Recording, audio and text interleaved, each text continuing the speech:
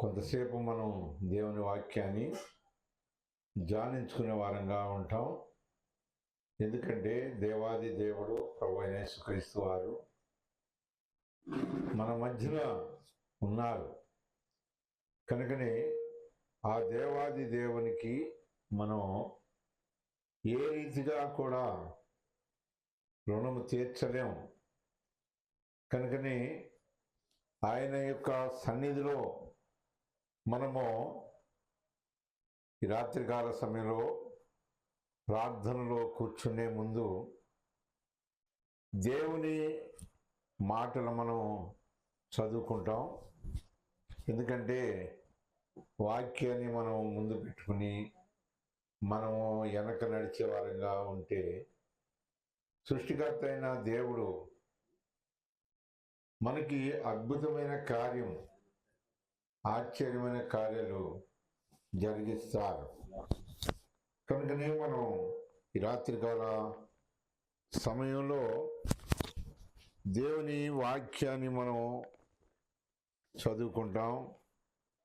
దేవాది దేవుడు ప్రభువైన యేసుక్రీస్తు వారు పిల్లలముగా నిన్న నేడు నిరంతరము మనల్ని కాచి కాపాడుతూ ఉంటున్నాడు. మన మార్గం అంతటిలో ఆయన తోడుగా ఉంటున్నాడన్న సంగతి మనం మర్చిపోకూడదు.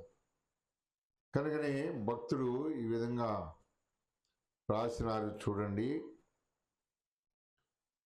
యోబు గ్రంథం 29వ అధ్యాయము 5, 6 వచనాల్లో మనము కొన్ని మాటలు చదువుకుంటాం. యోబు గ్రంథం 29వ అధ్యాయము 5, 6 వచనాలు. సర్వశక్తుడు ఇంకా నాకు తోడై ఉండెను, నా పిల్లలు నా చుట్టూ నుండిరి, నా పాదములు